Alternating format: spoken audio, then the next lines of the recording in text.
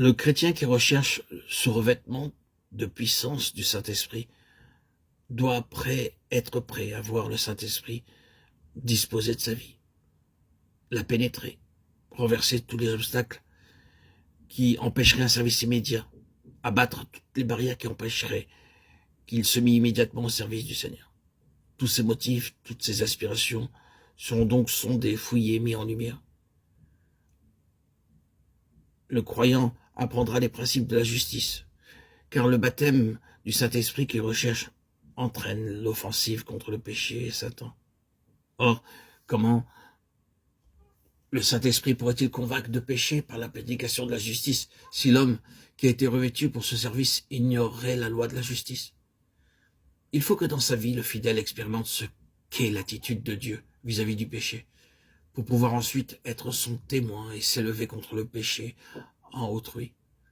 Si le croyant a remis à Dieu tout ce qui concerne ce baptême du Saint-Esprit qu'il réclame, s'il a depuis quelque temps déjà saisi par la foi le revêtement de puissance et qu'il ne discerne aucun changement dans sa vie, il demandera à nouveau que Dieu renverse toutes les barrières et redouble de vigilance pour discerner ce que l'Esprit de Dieu pourrait lui signaler comme faisant encore obstacle.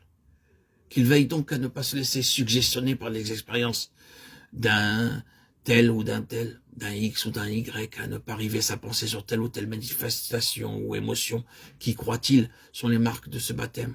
Ceci placerait un bandeau sur ses yeux et l'empêcherait de voir l'exaucement accordé dans une direction opposée peut-être à celle qu'il attend. C'est ici que le croyant peut inconsciemment donner prise aux esprits mauvais. Espère-t-il prouver et éprouver telle ou telle sensation qui, pense-t-il, est la marque du baptême? Les esprits séducteurs emploieront tous les moyens pour procurer au candidat l'imitation, la contrefaçon de ce qu'il espère. L'effusion de l'Esprit de Dieu dans l'esprit du croyant porte sa propre marque.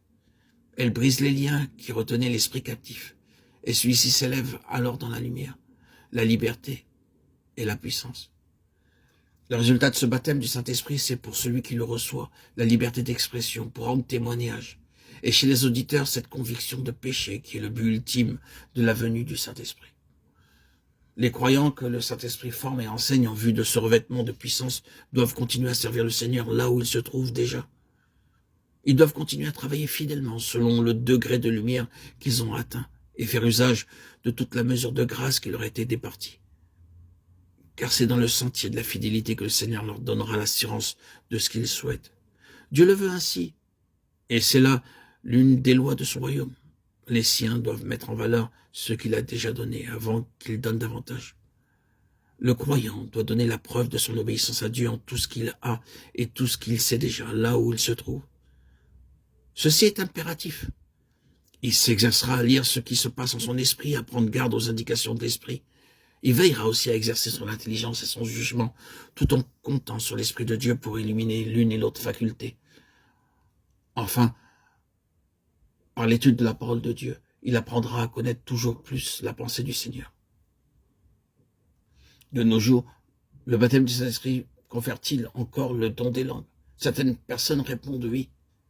Mais les vérités que nous exposons démontrent qu'aussi longtemps que l'Église de Christ ne sera pas mieux au fait des contrefaçons des esprits du mal, tant qu'elle ne connaîtra pas mieux les lois qui permettent leur intervention, on ne saurait accepter en toute sécurité des témoignages à cet effet. Nous ne nous étendrons pas sur ce sujet.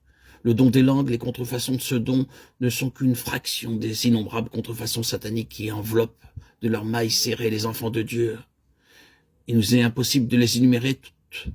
Celui qui ne se laisse pas séduire sur un point peut se laisser induire en erreur sur un tel ou tel autre. Comprendre Dieu et sa façon d'agir en l'homme, connaître les lois qu'il a établies et qu'il respecte, met en lumière la différence qu'il y a entre ce qui vient de lui et ce qui procède de Satan, et rend les croyants spirituels capables de discerner les contrefaçons sataniques modernes. Nous croyons bon de rappeler qu'il ne faut pas obéir aux voies extérieures ou apparemment intérieures, qu'il ne faut pas situer Dieu en soi ou autour de soi, qu'il ne faut pas prier Dieu comme s'il habitait dans l'homme ou autour de lui dans l'atmosphère, mais s'adresser à Dieu au ciel.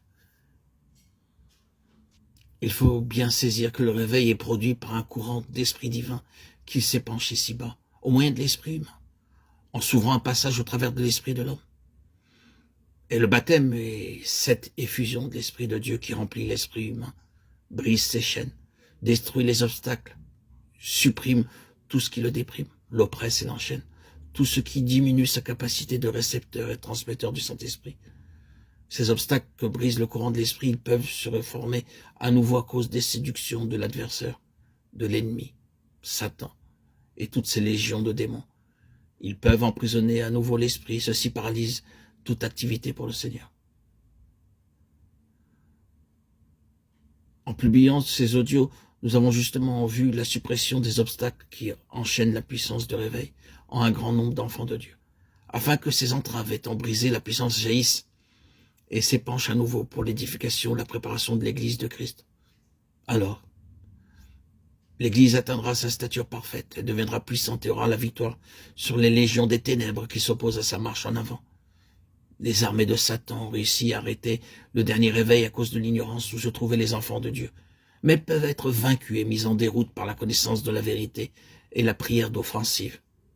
Mise en pratique, les vérités que nous publions dans ces audios affranchissent non seulement les individus, mais encore elles purifient l'atmosphère d'une église, d'une ville, d'une contrée.